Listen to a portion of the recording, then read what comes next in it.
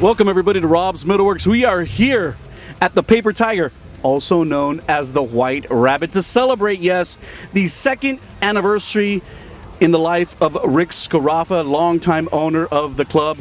And I'm out here to support an up-and-coming San Antonio band, definitely one of our brightest, the band called Mourning Sun. Gentlemen, welcome. I have James, Kyle, and Emmanuel of the band. How are you guys doing tonight? I don't know if we're the brightest, but you know, it's we're kind of smart, I guess. Yeah, you're I good, guess. man. We're doing all right. How are you doing, Kyle? I'm doing just fine, man. I'm out here sweating, smelling, doing So good. it's all rock and roll. Yeah. That's what this festival is all about. It's a great time to be out here in celebration. A lot of cool bands, and I came out here to support you guys. I saw your set tonight. Really interesting. You guys are definitely have great songs, and I wanted to come out here and talk to you about your new music. But there's going to be people out there learning about the band for the first time. So James, share a little bit about the beginning and the formation of Mourning Sun. I mean, honestly, before we were ever Morning Sun, it was me and that dude, that guy right there, like back in high school, and he kind of had his own band, and I was like, how's the band going? He's like, oh, we need a new vocalist because ours is like leaving. I was like, hey. And then I joined up with him, and then for a long time it was just me and him writing just over the summer, and we've gone through a lot of member changes, but we definitely think that like right now it's like a solid lineup for us, and we definitely talked about name change from our previous name, and Mourning Sun was a name that we all like agreed upon, like we were all on, so it's just better. And how long have you guys been together as this formation of the band? It's been like a year and a half or two. We were, as a band, we were functioning together as a group for about like 2 to 3 years, but then we decided to change this year to Mourning Sun, and we've been going as Mourning Sun for about 3 months now.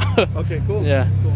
You guys released an EP in July called Therapy Sessions, and thank you to whoever in the band sent it to me. I was really happy to have an opportunity to really absorb these tracks. Definitely great songs and also great production. So let's talk a little bit about Therapy Sessions. Emmanuel, what would you say to someone who says, tell me a little bit about your band? What kind of music are you delivering? Something a bit different. We're definitely in the process of writing it. You can definitely tell the growth of the band because, for example, Son of No Man in history, we were still very young, even though we are young now, but we were younger. And kind of when you go through the EP, when you fall on like I Feel the Light, for example, that's us a year ago. Like you can definitely hear, and you can hear even from the vocals and writing that James does, you can hear him mature as we mature with him. And the first single was Ships Set to Sail. That is my favorite song. No wonder it's the first single. It's a very cool track. Tell us a little bit about that song. I really dig it a lot. That song, pretty much how it was written was just Emmanuel had an old riff that he had, and I had just some lyrics that I just wrote. I was like, I like these two together. Can I put them together? And he was like, yeah, sure. And then it just began through that. The one thing I will say is that out of all the lyrics, I give him the part where he came up with like that set to sail, that catchy melody, vocal melody. He whispered it. I was like, I like that. Cool. So like that's the one part I give him that he technically I guess wrote. The story itself for Ships of the Soul is pretty. I feel like it's one of like James's best writing. Because like I can tell how he felt when he writes it. I'm not sure if you would like to explain more. Or... You shared a little bit, James, and I was watching the set, and you said, for anybody out there who has any, I don't know if it's the same song, but you said, no, not the same song, but you said, anybody who has father issues or daddy issues out there, I'm like, I looked at my girlfriend and I looked at all around. It's all of us have daddy issues, don't we? Yeah, that was definitely first Son of No Man. It's very we talked about like, oh, we should try making the song longer. I was like, no, it's heavy enough. Like I like I don't want to like just give so much into like a very like I guess deep subject. I didn't really want to bullshit around with any kind of like oh but I forgive you or something like that. I didn't want to put any lyrics like that in there. I just wanted to be purely like no, I just no. Even like the last because in real life there's not always a happy ending. Yeah, like the last line of Son of a Man is the only thing you can never paint was a fucking happy family. And when I wrote those lyrics, Emmanuel, like, he'll read my lyrics and then he'll be like, oh, that sounds cool, but then he'll like be doing something with them, and he's like really like reading them. And when he read that line, he was like, why do you say that? And I was like, oh, because my dad's an artist. And he was like, James, so yeah, I was like, it came to mind. I was like, oh, that sounds pretty good. The EP has 5 tracks on it, right? Are these songs kind of songs that you formulated within the last 3 years, or are these songs, some of them a little older? These songs have all been written for about since our last band name. They've been kind of just in the background for. We've been working on these songs for years. But they've evolved. Yeah, every time we practice, we'll just and accidentally change something up, and then just we're gonna keep that, and then they just formed into what they are today. And ever going through the studio, they just try little things here and there, and really our writing process has definitely changed since then. So everything from this point on is definitely going to be a whole lot better than what we have now, and I'm looking forward to finishing writing everything. And one of the things too that I really enjoyed about the record, because sometimes you might have great songs, but if not really recorded or produced correctly, it'll diminish them. This EP, the Therapy Sessions, sounds really good too. Talk a little bit about, did you guys record yourselves, or did you go somewhere? It was a very, very, very long process. I love our producer so much, Brandon Lane, Arctic Studios. He helped us do so much. We went, it took us a year to record the entire EP. Wow. Yeah, it took us a year. Throughout that we were having some. 2? we went for 2 years because we made a bet that if we didn't get it done the first year, that you were going to shave your head. That obviously didn't happen. I didn't shave my head, but it passed. But Saying no. Yeah. No. Take away from our live show. No, dude. No, but during that time, all of us were just going through shit, and things were happening, and it just took so long. And one thing I would like to give credit to Blakey, that he kind of, we brought up that we're finishing the EP. He's like, well, we should do a show. And that kind of not necessarily forced us, but we need to get the EP done. We got to get it ready, and that It gave us a deadline. It gave us a deadline for sure, instead of extending it a year or two. So the EP came out in July. How can fans get it in their hands? I didn't see any on your merch table tonight. So is it more like a digital kind of release for fans? Currently, it's a digital release. It's on Bandcamp, iTunes, Spotify, Google Play, anywhere you can find music. We are on the process of getting physical CDs, so hopefully maybe our next show we can give out CDs to fans. So. I have to ask, because I'm an old schooler. I like to have a product in my hand. I like to see the artwork and read the credits and stuff. And young people, some of them may not. They just want to download it and get it in their hands. So everyone out there, remember, take a good look at the artwork right now. Mourning Sun, the brand new EP from the band. It's called Therapy Sessions. Be sure to look for it, download it right after you watch this interview, and jam it. Definitely a lot of killer songs on this EP. That is why we are here supporting this band. So the EP is out now. What would you guys like to do for the rest of the fall? I guess just play bigger shows, right? Yeah. That's pretty much it. Just keep getting our name out there. Just keep pushing the music and whatnot. That's definitely, like, me personally. I was like, I want the music to get out just to everybody and anybody. Yeah. Just spread it out completely. Even if you torrent the music, the music is on torrenting sites. Go ahead, I don't care. Get a hold of the music. Just jam it. Just get a hold of the music. I don't care. Does getting on a label and maybe getting distribution, getting on touring outside of the city, is that something that appeals to you guys? Is that something you want to do? Definitely looking for management, distribution, publicist. Trying to stay away from a label. Would like to do that as much as possible, just because don't want to sign my life away. Sure. Yeah. Sure, so. Oh yeah. Yeah. If the contract is okay, and we'll consider it. But considering what's been happening, in San Antonio, and I keep my pulse as much as I can with what's happening with young bands in this town. It seems like there is a little bit of momentum happening. You see, like we saw things happening with the Shaping the Legacy guys, and there seems like a lot of bands are getting some recognition across the Atlantic and backwards, doing all their own things and making. You guys feel optimistic about what's happening? Oh yeah, definitely for sure. So Definitely, like, there's a bunch of really cool bands coming up as well, like Crossways. They're killing it right now. Shout out to them as well. They're beautiful live. They play amazingly, and again, like Backwards Darkness Divided, Across the Atlantic, kind of, upon Burning Body, they put us on the map, but got to keep more people, keep San Antonio's alive.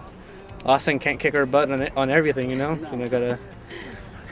Let's talk a little bit about also why we're here. Tonight we're here celebrating music, the memory of Rick Scarafa. I was kind of asking you guys off camera if you guys were around during the real White Rabbit days when Rick managed this place. And if you have, great, sharing information or memories you may have of that time, or if not, share anything that maybe you've heard about the White Rabbit at that time.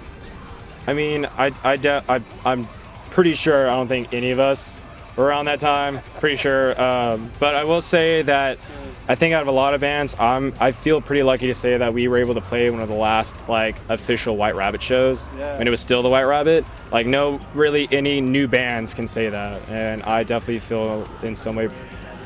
Yeah, I wear it as a badge of honor, definitely. So. Yeah. So, what did you think tonight? How do you think that? What did you think about the setup that they had tonight for this event? I actually was here for the first White Rabbit reunion thing, and it was pretty cool too. And if I recall correctly, it was Upon a Burning Body headline that night. The setup it was interesting. Patio stage was something new this year. It was something new, definitely.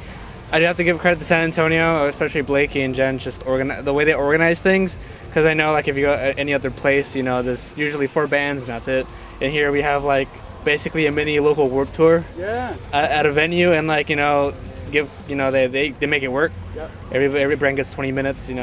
We just make it work. I think it's great. It was just going seamlessly once one band stopped, another one started. So it was pretty organized. You've mentioned Chris Blakey here a couple of times in our interview. Let's talk about him for a second, because I heard through kind of the grapevine that he has kind of invested some of his time and energy and effort in developing kind of Mourning Sun, or put forth some support in what you guys are doing. Definitely. When I met him, I met him when I was I was a freshman in high school. I'm a sophomore in college now, but when I met him, I had no idea how to get the band going, essentially. As I started working with him, he kept giving me pointers, and we started working. We started networking, and that's how we eventually we went up with Kyle. We weren't on the same sides at the beginning, and eventually he joined us, and I'm grateful we have him. He's an amazing drummer. But again, he's been helping us a lot. He might come off as really mean and rude, but he's straightforward, and he just wants the best for you. And I feel like that's a big misconception. But he's out to get you, and no, he just wants the best for you. That's why he's rude to you. You can do better. I respect people like that, people who kind of shoot from the hip and keep it real, because there's too many people who in the music industry, especially who paint pretty pictures for you or blow smoke up your ass, and it's really not all what it's meant to be, and you don't want to live upon that. You want something real and legit. And definitely he's been part of the music scene for a long time here at the White Rabbit and elsewhere. So guys, as we get near to the end of this interview, let's talk about a couple more things. One, I saw that you did a couple of really cool videos. I saw the lyric video for History in the Making, right? Or no, for Ship Set to Sail. And the real video was for History in the Making. Let's talk about the videos. Those are really cool. Who did those for you guys? Well, for Ships, the lyric video, and for Son of a Man, that lyric video, it's all Emmanuel. In our own band, yeah. Emmanuel is the hot spot in San Antonio for a lot of logo designs, flyers for shows, just everything. A lot of bands go to him. And he just started pretty much for us for him doing lyric videos. We were the guinea pig, pretty much. So he just started getting into that kind of factor. So, but I think he did really well. And then History in the Making, that whole music video, that's our one and only Kyle over here, because he's doing music videos for other bands as well. So and it was it was in some way a simple process, and then for him doing it was just so it was simple for us recording it, but then him editing it all together was oh man, I don't know, dude. But I was very happy the way it came out. It really looks dope. Those are great attributes of having your bandmates to do all that stuff, because for some bands they spend a lot of money doing that, and you guys don't have to do that. I was gonna say we definitely save a bunch of money when it comes to design work. I've designed obviously our logo, the sun, our album art, and shirts, and we save a bunch of money doing that. Yeah. So I'm grateful for that. We have a super, Kyle does is amazing. He takes photos, and I wish he had more hands so we could take pictures of us playing, but he's playing drums. So we're just grateful we have a good team. Guys, as we end out, any last words? Anything I missed? Anything that you want to share with people around the world who will see this interview? Well, definitely check out our music. Go check out all our social medias and all our videos and everything. If a little plug here, if anybody needs a video, let me know. So, yeah, for sure, man. Just check us out and please help, because we're definitely trying to make it out here and just want to be the best. What about you, James? I'd say when you're listening to therapy sessions, there's no bullshit. Like, it's pretty straightforward emotionally and lyrically. I mean, lyrically, you can be like, what is he saying? This doesn't make any sense. But, I just wanted pure emotions for it. I didn't want any, bullshit around with the music and whatnot. For the band thing, I definitely like to joke around and stuff like that, but when it comes down to the music and vocals, I like to keep it very serious. Just that's how I feel about it. Awesome, guys. It's been an honor and a pleasure to have you guys. I always love supporting what's happening here in San Antonio, and I'm glad to see that you guys are kind of making an impact. I love your music. I'm not kidding, man. I love the EP, and I jammed it a lot in the past several weeks. I wish you guys nothing but the best this year. Keep working hard, man. Keep working hard. Remember, everyone out there, the band is called Mourning Sun from right here in San Antonio. Be sure to check them out on social media. You saw them right here on Rob's MetalWorks.